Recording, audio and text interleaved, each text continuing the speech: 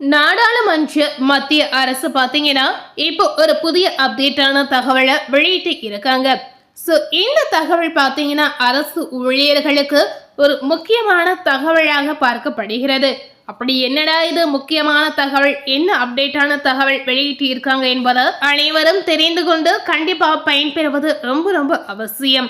அதாவது 8வது ஊதிய குழு சம்பளம் மற்றும் ஓய்வூதிய உயர்வு எப்போது என்ற தகவல் தான் அரசு ஒரு புதிய அப்டேட்டா வெளியிட்டு இருக்காங்க.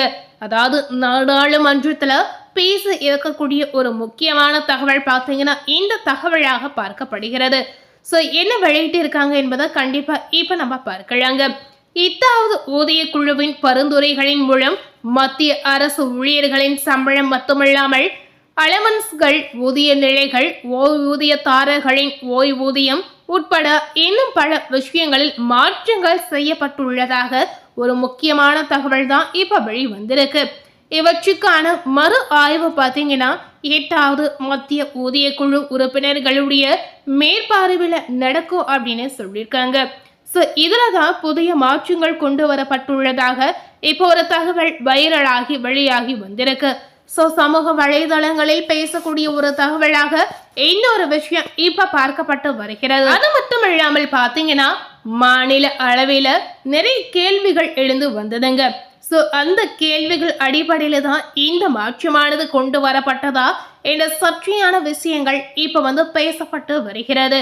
மாநில அளங்கவையில 8வது ஊதிய குழு தனது அறிக்கையை நிர்ணயிக்கப்பட்ட 18 மாத காலக்கெடுவுக்கு முன்னதாகவே சமர்ப்பிக்குமா என்று நாடாளுமன்ற உறுப்பினர் நிரஜ் சேகர் அரசிடம் கேள்வி எழுப்பப்பட்டதாக ஒரு தகவல் இப்ப வெளிவந்திருக்கு. அது மட்டுமில்லாமல் பார்த்தீங்கன்னா இந்த குழு இதுவரை எந்தெந்த ஊழியர் மற்றும் ஓய்வூதியதாரர் அமைப்புகளுடன் ஆலோசனை நடத்தியுள்ளது என்பதையும் இனி எந்தெந்த அமைப்புகளுடன் ஆலோசனை நடத்தப்பட உள்ளது என்பதையும் அவர் கேட்டு அறிந்ததாக ஒரு முக்கியமான தகவல் தான் இப்ப வெளிவந்திருக்கு. ஸோ இந்த ஒரு விஷயம் பார்த்தீங்கன்னா நுணுக்கமாக பேசக்கூடிய ஒரு தகவலாக பார்க்கப்படுகிறது. அதாவது ஆராய்ந்து பார்த்தால்தான் அதில் என்ன கொண்டு வந்திருக்காங்க, என்ன அப்டேட்டான விஷயம் நடந்திருக்கு என்பது நமக்கே தெரிய வரும். மத்திய அரசு அழைத்த பதில் என்னவா இருக்கு என்று பார்க்கும் பொழுது நாடாளுமன்ற உறுப்பினர் நீரஜ் சேகரின் இந்த கேள்விக்கு பதிலளித்த நிதித்துறை இணை அமைச்சர் பங்கஜ் சௌத்ரி அவர்கள் நவம்பர் 3, 2025 தேதியிட்ட அரசு தீர்மானத்தின்படி இந்த குழு அமைக்கப்பட்ட தேதியிலிருந்து 18 மாதங்களுக்குள் தனது பரிந்துரைகளை சமர்ப்பிக்க வேண்டும் என்று தெரிவித்து இருந்ததாக ஒரு விஷயத்த சொல்லி இருக்காங்க. ஆனாலும் பார்த்தீங்கன்னா நிர்ணயிக்கப்பட்ட காலக்கெடுவுக்கு முன்னதாகவே இந்த குழு தனது அறிக்கையை சமர்ப்பிக்குமா என்பது குறித்து தான் அவர் எதுவுமே தெளிவுபடுத்தவில்லை அப்படின்னு சொல்லி இருக்காங்க.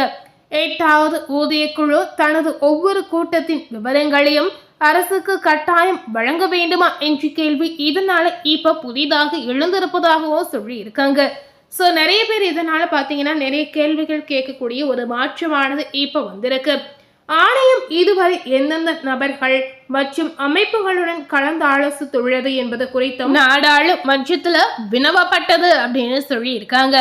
இதற்கு பதிலளித்த அமைச்சர் பார்த்தீங்கன்னா நவம்பர் 3, 2025 தேதியிட்ட முன்மொழிவில் தனது முழு கலந்தாலோசனை செயல்முறை குறித்தும் அரசிற்கு தொடர்ந்து தகவல் தெரிவிக்க வேண்டும் என்று ஆணையத்தை கட்டாயப்படுத்தும் எந்த ஒரு விதியும் இடம்பெறவில்லை என்று குறிப்பிட்டு சொல்லி இருக்காங்க. ஸோ இதன் அடிப்படையில் தான் நிறைய மாற்றங்கள் இப்ப கொண்டு வரப்போகிறதா என்ற ஒரு கேள்வி இப்ப அதிகமாகவே இருக்கிறது. பல்வேறு அறிக்கைகளின்படி பாரத் பென்சஸ் சமாஜ், அதாவது இந்த அமைப்பு பார்த்தீங்கன்னா புதிய ஊதிய குழுவின் கீழ் குறைந்தபட்ச ஓய்வூதியமாக 45,000 வழங்க வேண்டும் என்று கோருகிறதாக ஒரு விஷயத்த சொல்லி இருக்காங்க. அது மட்டும் இல்லாமல் அகவிலை நிவாரணம் 3 மாதங்களுக்கு ஒரு முறை மறு ஆய்வு செய்யப்பட வேண்டும் என்று அந்த அமைப்பு கோரிக்கை விடுத்துள்ளதாகவும் சொல்லி இருக்காங்க. ஸோ இந்த ஒரு விஷயமானது நடைமுறைக்கு வருமா இல்லை நடைமுறைக்கு வராமலே இப்படி விட்டு விடுவாங்களா என்ற கேள்விதான் அதிகமாகவே இருக்கிறது.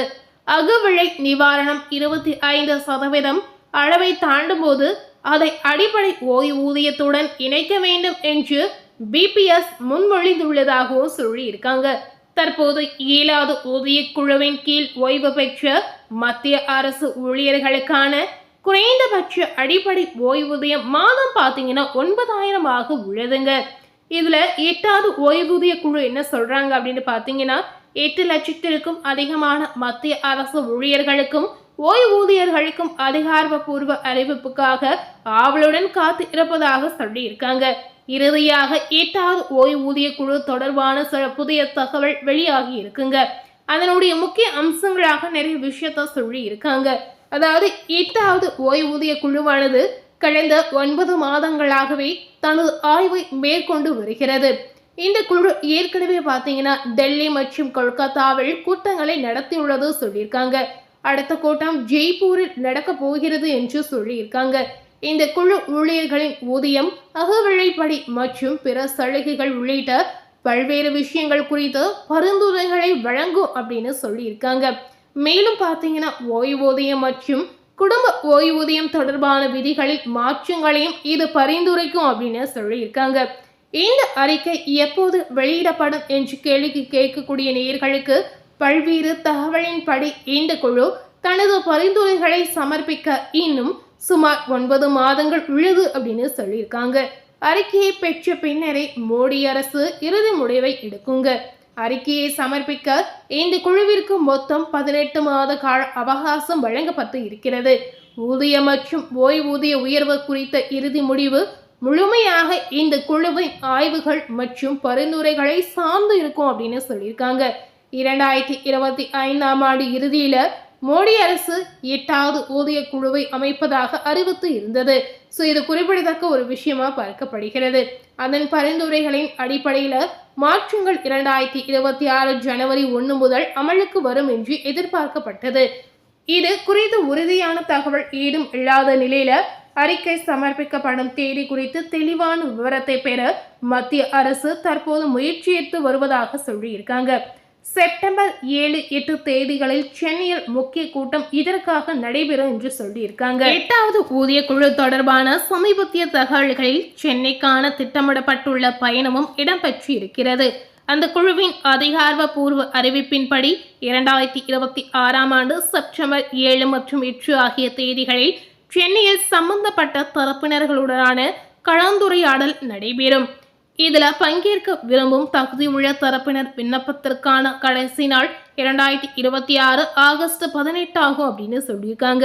ஊழியர் சங்கங்கள் மற்றும் பிற பிரதிநிதித்துவ அமைப்புகளிடமிருந்து கருத்துக்களை நேரடியாக பெறுவதற்கு இத்தகைய மண்டல அளவிலான கூட்டங்களை அந்த குழு பயன்படுத்தி வருவதாகவும் சொல்லியிருக்காங்க.